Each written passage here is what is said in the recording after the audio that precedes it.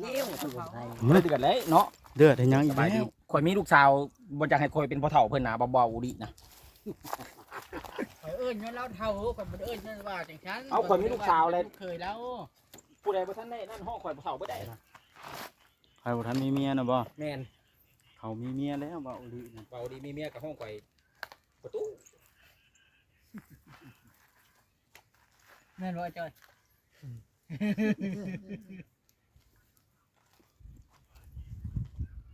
เบาลิยังรุ่นอยู่เนี่ยเว้ายังว่าสิปั่นดิบเขา ข่อยสิมีสิทธิ์อยู่บ่เนาะ ดูยัง ได้คือว่าได้ยินไอ้ลาวเว้าคือนี่ว่าเอ้ยหมดคนเดิมสิกลับมาแล้วเป็นได้ไดค่อยจะฮู้นะเดี๋ยวนี้ โอ้เราก็เว้าดี ฮะ เราเว้าแน่แต่เรามีหัวหยิบหัวแบบมีเสียง ป้า แน่ โต เออ เอารักฐานนี้ไปตั้งตันหมู่ไปเลยนี่ตั้งสูงน้ำหลังหมู่ได้นะเอาถามไอ้บอสบัดนี้ แม่นจังหน่อยทางทีมงานเฮาก็กลับน้อยแล้วเนาะ แม่อยู่เมื่อไหร่ได้เงินบ่ได้มาได้โอลีนะ มาใช้นะ เงินฝากแล้วเงิน จะหยาเป็นได้ไปงัวกิน ไปกินเด้อเอาไปกินโลดในสวน ถ้าเฮาบ่เฝ้าเฮ็ดตัวนี้นี่จังหอยกันฮอดยามฝนนี่บ่ได้นั่น ข่อย ได้ ขายอยู่ไก่เดือนพอเพียงอยู่ ได้ยีรอบจะให้บุรดิบ พอนมาถ่ายทางนี้นะ เลยติดเขาลงจังหันแล้วสักค่อยให้ลงจังหันพุทธิตมันพุทเดินไกลวัด มื้อนี้กัน นี่อันนี้ได้ใช่เอาทั้งผัวทั้งเมียว่าผู้เดียวก็พอได้เฮือนเดียวอยู่เนาะ เดียวก็ได้ อ่าเมียลงวัดวะ ถ้าว่าพูดด้วยตุลายิ้มได้ทางนี้แล้วเดี๋ยวยุบลง เว้า โอ้ พอหยอก เว้าให้มันเกี่ยวกับคลิปเนี่ยนะเดี๋ยวนี้นะ ตุลาอีก อ๋ แล้ อ ว มีแต่ว่า เนี่ยลบบัว ฝากน้ เอาไป ำผู้รักผู้ใหญ่และFCของแต่ละคนเนาะ แม่น เฮ็ดแนวใดในเมื่อทางพ่อจอยทางเอ้ยหมุดนี่เราก็ขอโอกาสแล้ว เปลี่ยนแปลงแล้วเนาะ เปลี่ยน อย่าลืมกดติดตามเพื่อเป็นกำลังใจให้ผมด้วยนะครับทุกคนขอบคุณมากๆครับ มันเดือดเลยเนาะ เดือดให้ยังอีก ไป แล้ ดิ ว ข่อยมีลูกสาวบ่อยากให้ข่อยเป็นพ่อเฒ่าเพิ่นนะเบาๆดินะ เอิ้นย้อนเราเท่าคนบ่เอิ้นนั่นว่าจังซั่น เอาข่อยมีลูกสาวเลย เคยแล้ว ผู้ใดบ่ทันได้นั่นห้องข่อยพ่อเฒ่าบ่ได้นะ ใครบ่ทันมีเมียนะบ่ แม่น เขามีเมียแล้วบ่อุลินะ เบาดีมีเมียกับห้องข่อยประตู แม่นบ่จ้อย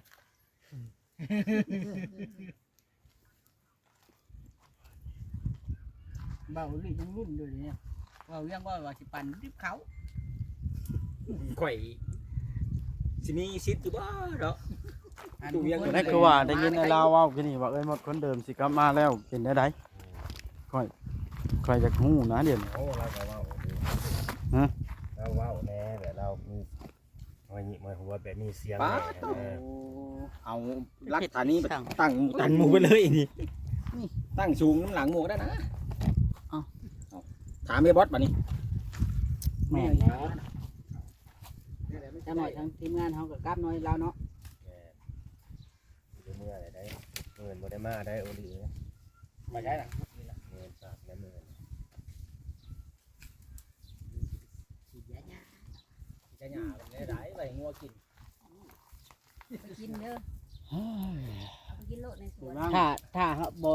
เฝ้าเฮ็ดตัวนี้นี่จังหอยกันฮอดยามฝนนี่บ่ได้นั่น ข่อย ได้ ขายอยู่ไก่เดือนพอเพียงอยู่ ได้ยีรอบจะให้บุรดิบ พอนมาถ่ายทางนี้นะ เลยติดเขาลงจังหันแล้วสักค่อยให้ลงจังหันพุทธิต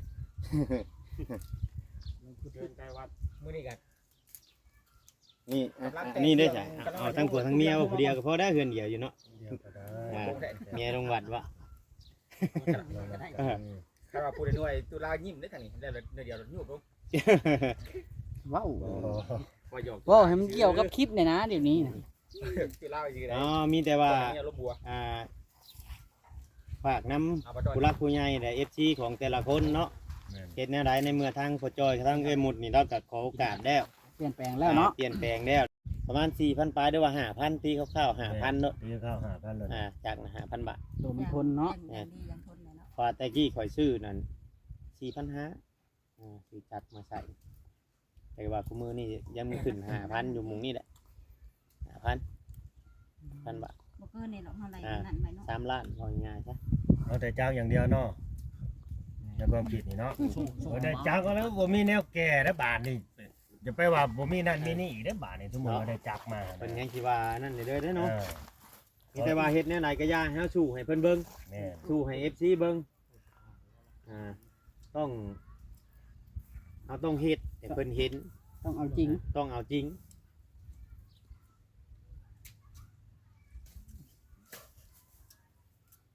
ยังก็จ่อย เอาจอยแล้วยิ้มเลย เราดีใจบ่ แม่น มาลิ้นน้ำ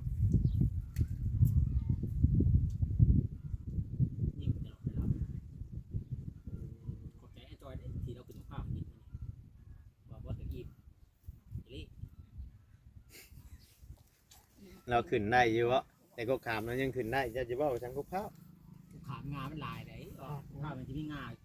หลุดเลยเนาะต่างกันได้บ่ยัง โอ้ยตู่กำไพนี่ พอขึ้นบ่ได้กระจกขามพอขึ้นได้อยู่ แม่นบ่ไอ้จอย แม่นแล้วงาลาย ตัวขามเจ้าขึ้นได้บ่จอย เราไปแล้วจนข้าวหมดนะครับ บ่ แสดงว่ามื้อนี้นั่นเข้าไปล้มกับพ่อใหญ่น่ะทั้งไอ้หมุดได้หยังก็เข้าไปตอนเช้าเราก็บ่ได้เดือดเลยบ่ไอ้หมุดเราบ่ได้ว่าในไรเด้อเนาะอารมณ์ดีแบบนี้เลยเนาะบัดนั้นเอาเว้ามื้อนั้นเราคือว่าหรือว่าเรายังใจบ่ดีเนาะ บ่มือเด้เราแต่ทุนเจ้ามามื้อนั้นจุมเจ้าได้เข้าหาเราอยู่บ่มือว่าจะมาชื่อกายเข้าบ่ได้เข้าเนาะ เพราะเมื่อวานนี่เด้เมื่อวานเราก็บอกว่าลูกสาวนี่ต้องให้มาแต่งกันหาขอขมาเฉพาะจะยังสิยกโทษให้อภัยให้ลาวเนี่ยเราก็ยังเว่ายังคาใจเราอยู่ไหม เอ้าวันนี้เราว่าเราคุยกับลูกชายเราเลยแล้วว่าเนาะ ฉันเป็นลูกเจ้าเลย ลูกชายเว้าเด้ชายชวนลายนี่ชวนลายผู้เฒ่านี่คำว่าแบบผู้ชายผู้หยังเว้าได้เพิ่นใจเพิ่นหยังอ้อนได้แบบลำชายมันหยังเว้าเนาะ คอยเว้าเด้อหมดเด้อคอยถามพ่อจะได้คอยเว้าให้จังให้พ่อลูกถูกต้องกันหั่นนะเพราะว่าต้องให้เจ้านี่ไปแต่งกันหาบ่เขาว่าขอขมาจะบ่จะจังซี่แบบว่าเศร้าเครียดเศร้าหายแล้วหั่นนะ ให้อภัยว่ะเนาะ ให้อ เฮา ภัย เฮาเมื่อวานนี่เนาะ เราเว้าในคลิปได้เราทั้งเราเว้าในได้แน่เราว่ายังเงิน บ่เราว่าบ่มีคันหาก็ได้คำว่าลูกยอมเปลี่ยนยอมแปลงนะว่าเมื่อวานนี่น่ะ สิเบิ่งลูกก่อนเนาะ บ่มีหยังก็ได้คำว่าเปลี่ยนแปลงในเฮ็ดให้เห็นเราอ่ะนะว่าแบบนี้ คือเถียงคือเฮือดนี่แน่เนาะเราว่าคันมากเฮ็ดใหม่แหละเราบ่ว่าหยังคันมากลงมาแหละบ่เฮ็ดให้เราหายมาจ่อยเอ้ย เนี่ยบิดมืออื่นก่อน เอาแล้วบาทนี่นั่นดีแต่ปูสิต่อก็ยังบ่มี ถามเฮ็ดได้บ่คำไผ เพื่อนบอกไพ่ได้ขายแต่ปู แม่นบ่ โอ้ไม่ ขายตะปู บ่บางเทื่ ก่ อ อน กัน ตีได้อันตอกนะ มือเว้าคำไผมาหลายเราหิวมาจาก2โลปู10ปู8เนาะ แม่น ดอกนี่ คน มา ตี จาก ได้ ดังค่อยกันเด้ คนตีก็ยังบ่ได้มีครับ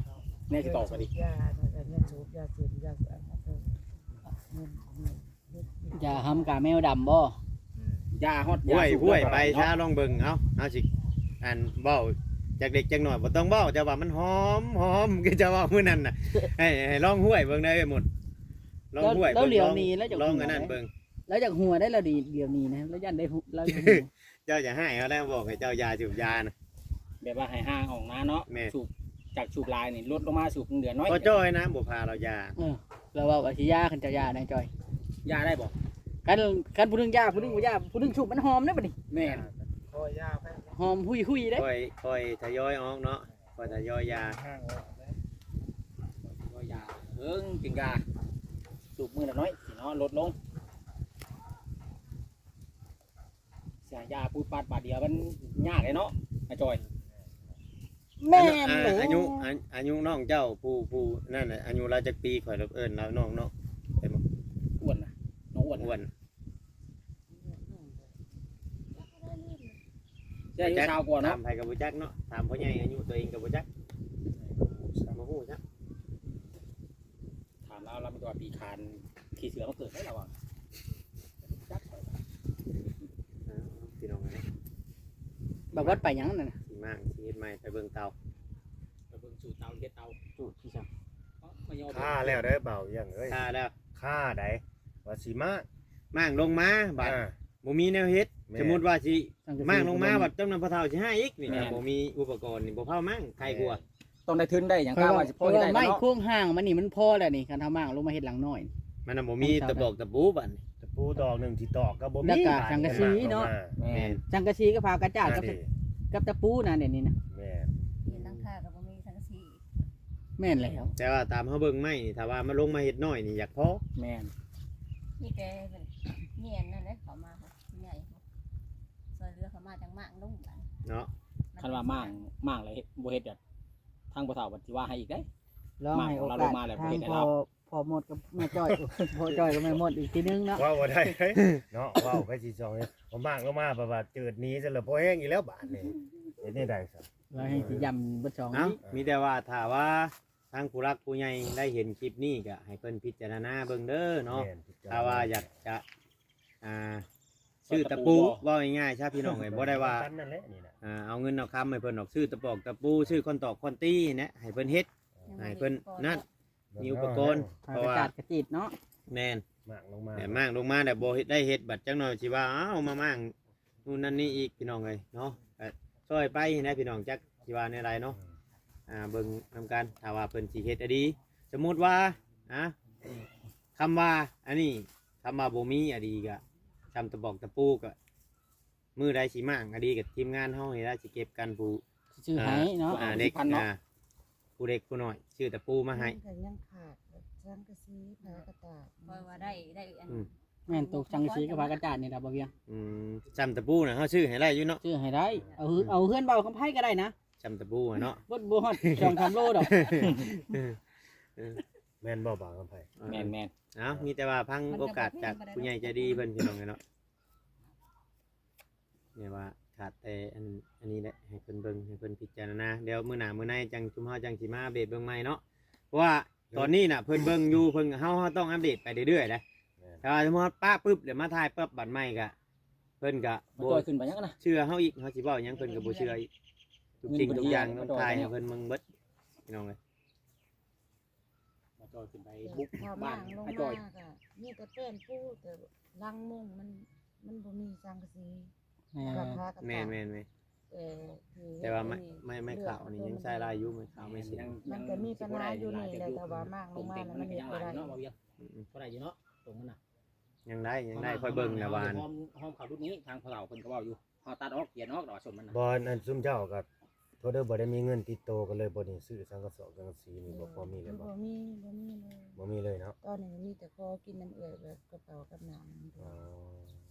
มีแต่ข้าวแต่เงินจ่ายซื้อหันซื้อนี่ก็งาน กับเขา ขอเพิ่งน้ำเอื้อยก่อน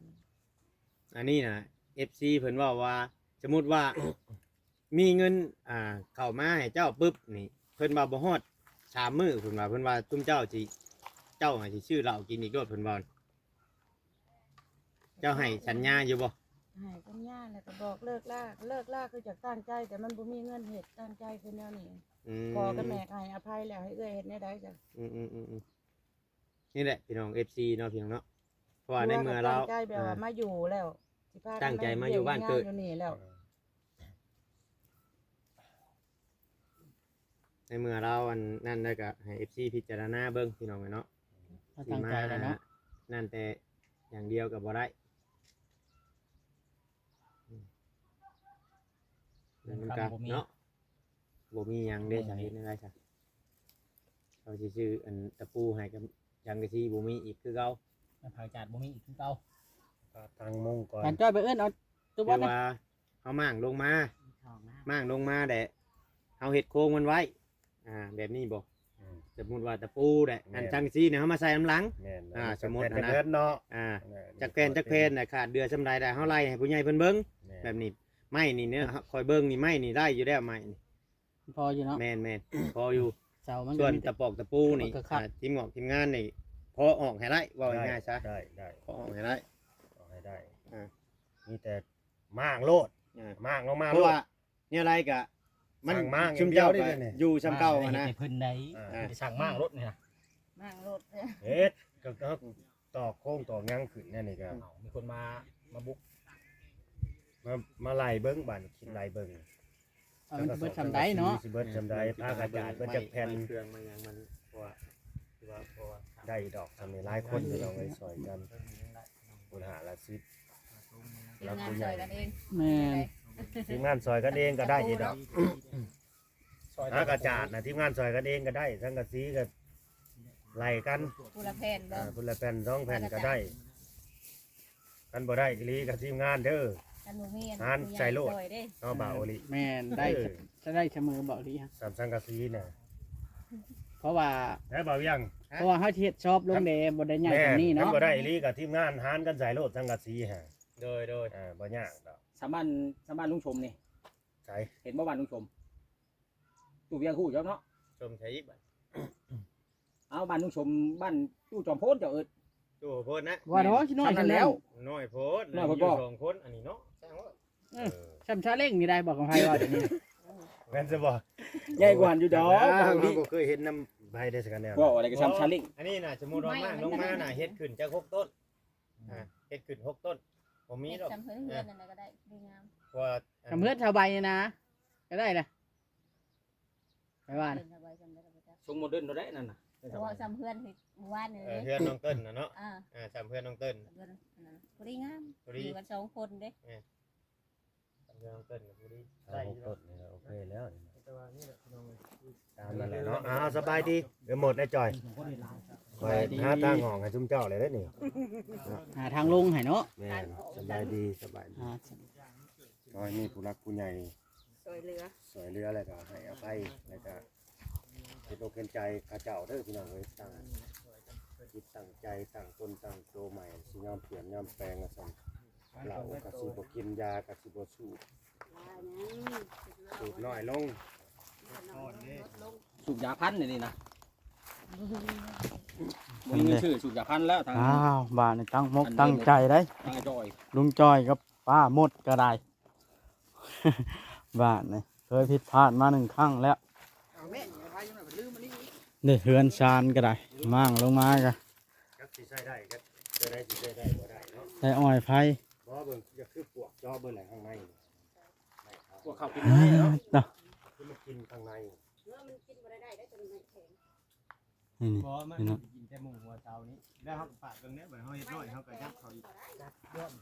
ย้อนเขาไม่ ตัดย้อนเขาจะเจาะโอ้สิมั่งเล่มไม้อันนี้แน่จังเล็กจังหน่อยบ่แผนเจ้าเด้อนะ เอาแบบมั่งเอาตัวนี้นะมันเอาไม้ตัวเก่านี่เห็ดนะ โอ้ ถ้าเห็ดบ่เห็ดน้อยเอาบ่เห็ดใหญ่ โอ้ กันตัวไหนมันบ่พอจังไดจังหามาตื้มเนาะ แม่น หาซื้อมาตื้ม เครื่องมุงมันเด้ บ่มี ยังบ่มีแต่ว่าสิเฮ็ดไว้ซ้ำได้ เก็บทีมงานได้บ่วด ฮะ เว้ากันกินนี่เจ้าจะได้พังเบิ่ง ค่อย เก็บ ลืม เงิน ค่อย น้ำหมู่ทีมงานทุกคนน่ะซื้อตะปูซะก่อนขามาลงมาเลยตั้งถึงก่อนเด้ แม่นบ่ลุงจอย มันบ่มีเด้หาทางไหนบ่ได้เนาะ แม่น จำเป็นแน่ว่าเฮ็ดจังได๋จ้ะ จำเป็นบ่ได้แล้วก็เอามีแต่ว่าทางทีมงานเฮาพยายามเนาะ ไปเบิ่งเงินเรื่องของคน พยายามเด้อทางทีมงานเด้อบ่าวคำไผ โดย เวลาปล่อยชวนหุ้นค่าน้ำมันน่ะอย่ายากบาทน่ะ บ่ได้ยากไปให้ จกให้รถกู50ก็ได้ พี่น้องเอ้ยฮู้นี่ล่ะพี่น้องเอ้ยเว้าหยอกบ่าวคำไผเวลามาจ่ายอยู่เด้เนาะเก็บกันผู้50ค่าน้ำมันเดินทางซะก่อนอื่นก็ได้ ก่อนสิมาฮอดเล็กกระปูนะนะ หัวไอเรา เนาะอันนี้ก็เว้าเรื่องจริงพี่น้องไอ้บอกว่าเดี๋ยวโบมักตัวเอ้าบาทนี่ เว้าเลยแก้อีหลี บวัดก็สิได้จบคลิปลงเด้อบาทในผิดพลาดประการใดก็ขอโทษขออภัยนํพี่น้องเอ้ยเนาะทางทีมงานเฮาก็สิพยายามซอยลุงจ้อยให้ละเดี๋ยวรอเบิ่งคลิปต่อไปว่าสิเป็นอะไรเป็นจังได หมดบ่ มาเอิ้นในทั้งทีมงานเฮานี่มีภารกิจบ่ กันมันภารกิจหลายภารกิจแท้มันทันบ่ล่ะ ทางมึงก่อนเนาะแล้วจังเว้าเนาะ นะแล้วจังว่ากัน เอาบ่แล้วเราจะนัดกันอีกที แล้วจังนัดกันพี่น้องเอ้ย อะไรกินหลายแนว